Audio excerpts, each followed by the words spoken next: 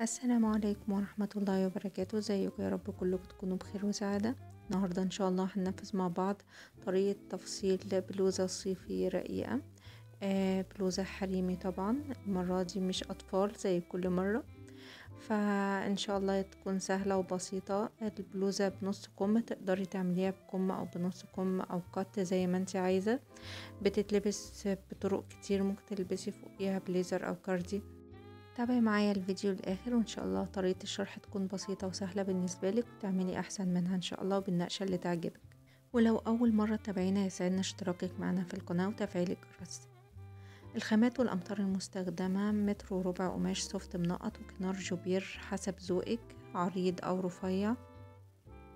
هتجيبي القماش السوفت وتطبقي العرض نصين بالطريقة دي، البرسل على البرسل، وهسيبي 2 سنتي كده للسوستة لأني هعملها بسوستة.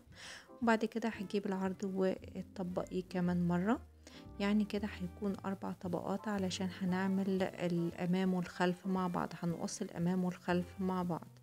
تمام. بتقفلي الجزء اللي من فوق ده المقفول بالدبابيس عشان هو ده الأمام، هتاخدي خط مستقيم كده تساوي القماش من فوق. بعد كده هتدخلي 7 سنتي داخلة الرقبة. بعد كده هتنزلي 2 سنتي آخر الكتف، وبعدين تاخدي الكتف 12 سنتي شامل سنتي خياطة.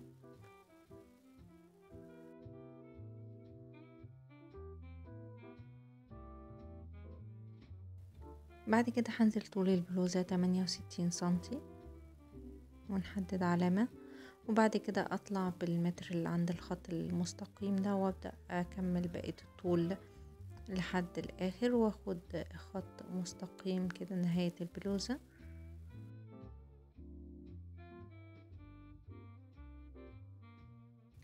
بعد كده هنزل 23 سنتي للجيرو او حردة الابط. وبعدين هنحدد 27 سنتي ربع دوران الصدر، و29 سنتي ربع دوران الوسط شامل 3 سنتي بنس. الفرق بين الصدر والوسط حوالي مثلا 15 سنتي. وهناخد 30 سنتي ربع دوران اخر البلوزة او عند الجناب او الهنش حسب الطول اللي انتي حددتيه. وبعد كده هوصل نقط الجنب ببعض، خط الجنب اللي هو هيكون خط خياطة البلوزة، هوصل النقط ببعض. وبعد كده هاخد زيادة 5 سنتي في حالة الاحتياج للتوسيع، وأوصل النقط برضو ببعض.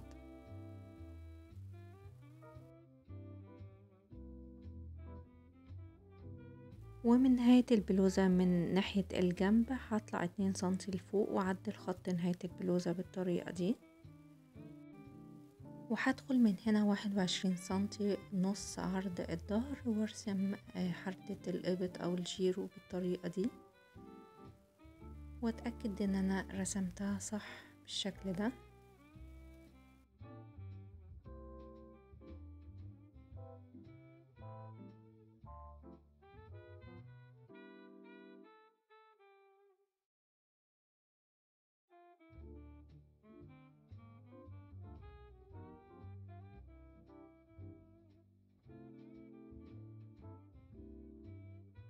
ومن النقطة دي هنزل 3 سنتي عمق رقبة الخلف،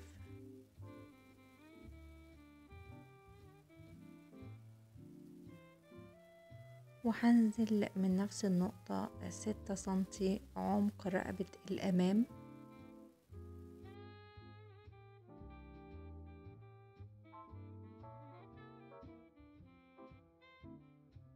بعد كده هدخل من جهة الأمام من الجزء المقفول، هدخل 12 سنتي الطريقة دي من عند الصدر والوسط ومن تحت الوسط.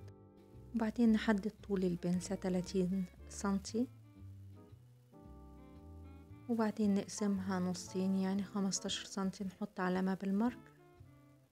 وادخل من عند العلامة دي 1.5 سنتي من الجنب ده، وبعد كده برسم نص البنسة بالطريقة دي.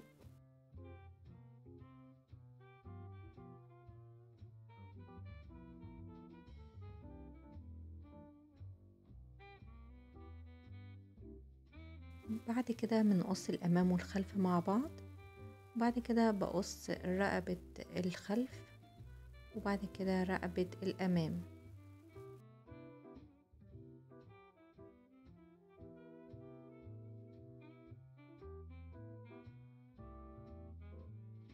بعد كده هنزل من الكتف من مفيش على 1 سنتي، ادخلهم من جهة الجيرو على مفيش، تمام، بنفس الشكل ده.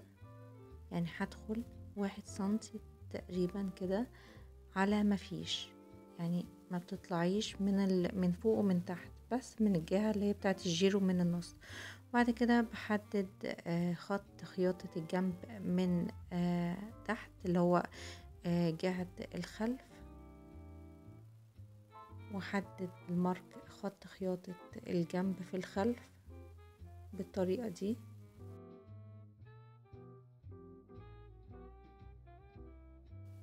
بعد كده بقص الجزء اللي هو من الامام في الجيرو اللي انا عدلت عليه زي ما انتوا شايفين كده. طبعا التعديل ده في الامام بس، الخلف مش هنعمل حاجة جهة الجيرو. بعد كده جبت دبوس وحطيته اول البنسة علشان اثبت القماش واعلم على الخلف اول البنسة واخر البنسة علشان ارسم البنس كلها تاني في الاجزاء اللي مش باينة. بالطريقة دي بترسمي البنسة، بتثبتي اول البنسة بدبوس، تثبتي القماشة يعني بدبوس، وتبدأي تحددي النقط بتاعة البنس وتبدأي ترسمي البنسة في الجهة التانية من الامام. بعد كده بترجعي ترسميها في الخلف من الجهتين علشان لما تاخديها على المكنة تكون واضحة معاكي وتقدري تقفليها بسهولة. في الخلف طبعا هتدخلي 12 سنتي بس بعد 2 سنتي اللي انتي سايباهم للسوستة، تمام. يعني في الخلف هتدخلي 14 سنتي وبعدين ترسمي البنسة علشان في 2 سنتي للسوستة زي ما احنا قلنا، تمام.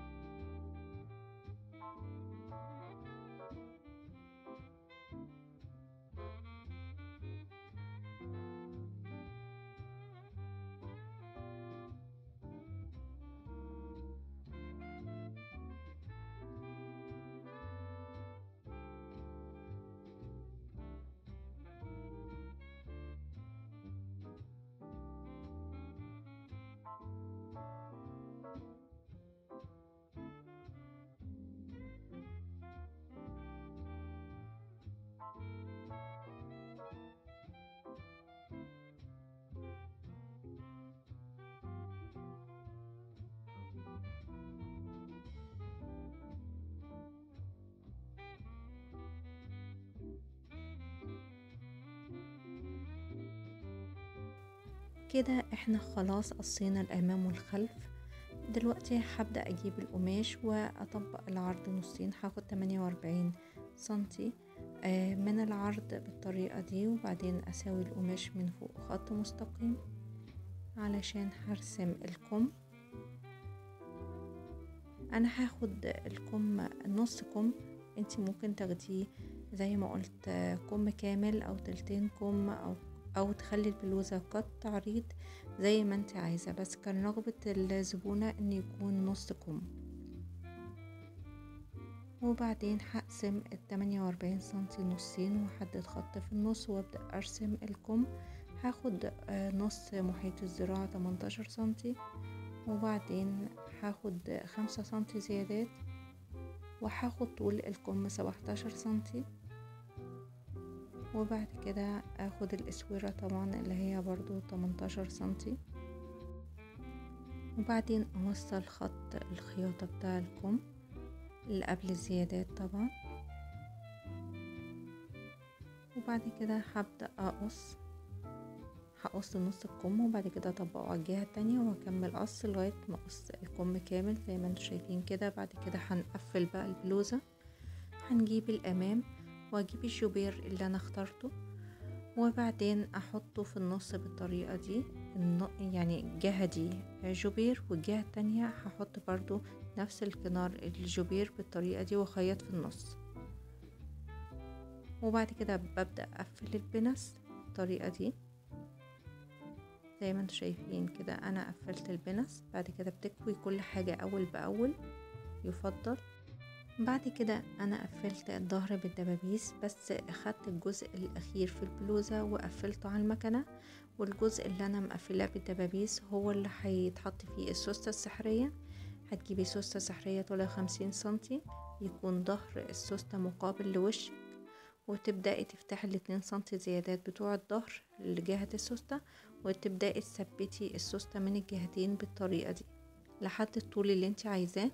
خلي الطول معاكي طويل يعدي خط الوسط بشوية عشان تقدري تلبسي وتقلعي البلوزة بسهولة. تمام. وبعد ما ثبت السوستة بشيل الدبابيس اللي انا قافلة بيها خط الظهر، بشيل الدبابيس اللي قافلة بيها خط الظهر، مش بشيل الدبابيس اللي انا مثبتة بيها السوستة. تمام. بعد كده ببدأ افتح السوستة زي ما انتوا شايفين كده، وبعد كده هاخدها على المكنة واخيطها. بخيط السوستة السحرية بدواسة المكنة العادية بدون احتياج لدواسة مخصوص للسوستة السحرية. بتخيطي جنب السنون بالظبط، بتخيطي جنب السنون زي ما انت شايفة كده بالظبط. طبعا لو انت اول مرة تتابعينا يسعدنا اشتراكك معنا في القناة وتفعيل الجرس عشان يوصلك كل جديد. لو مهتمة بتفصيل فساتين الأطفال تابع قائمة تشغيل فساتين أطفال فيها موديلات كتير هتفيدك، كلها بدون باترون للمبتدئين. وده شكل السوستة السحرية بعد ما تخيط.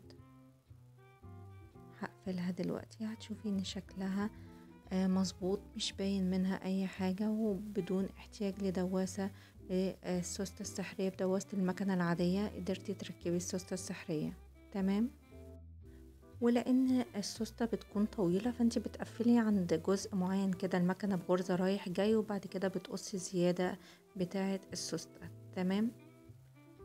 بعد كده هتجيبي الامام وتحطيه على الخلف وتخيطي من جهة الكتاف ومن خطين الجنب على المكنة، من الجنب ده ومن الجنب التاني. بتقفلي البلوزة من الجنبين ومن خطين الكتف. وبعد كده بتجيبي الكم وتتأكدي من مقاساتك مظبوطة، وبرضو بتقفلي الكم على المكنة من عند الخياطة اللي انت محدداه. بعد كده بتجيبي الكم وتحددي بالمارك نص الامام بتاع الكم علشان تبدأي تركبي الكم في البلوزة. هيكون النقطة اللي انت محددة بيها منتصف امام الكم مقابل خط الكتف في البلوزة، وتبدأي تثبتي بدبوس. وخط خياطة الكم هيكون مقابل خط خياطة الجنب في البلوزة، وتبدأي برضو تثبتي بدبوس، وتبدأي تلفي حردة الجيرو مع الكم بنفس الطريقة بالدبابيس. وبعد كده بتاخديها على المكنة وتخيطيها.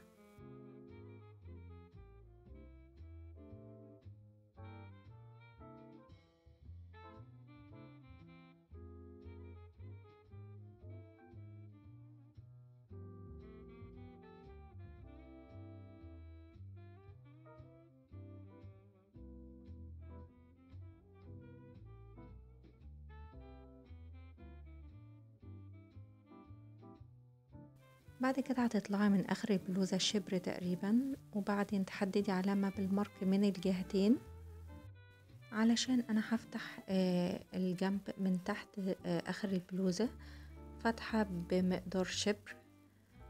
من عند النقطة اللي انا علمت عليها في المارك هبدأ اروح بالمكنة رايح جاي غرزة كده علشان ما يتفتحش معايا خط الجنب من النقطة دي.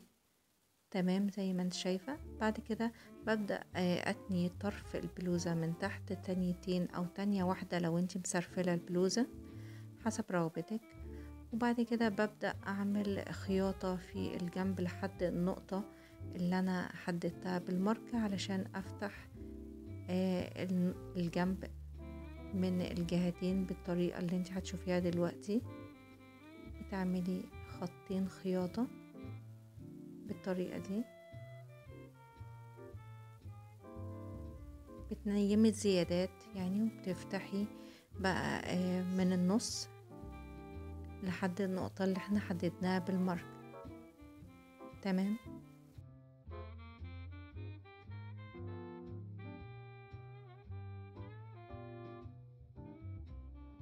بعد كده جبت الجوبير اللي انا حطيته على امام البلوزة علشان هعمل منه كولا للبلوزة. هبدأ اثبت الجوبير على دوران الرقبة امام وخلف بالطريقة دي على الطرف زي ما انتم شايفين كده. يعني بتكوني حاطة الجوبير على وش البلوزة، بتخيطيه وبعد كده بتنيميه بخياطة تانية بالطريقة دي زي ما انت شايفة كده.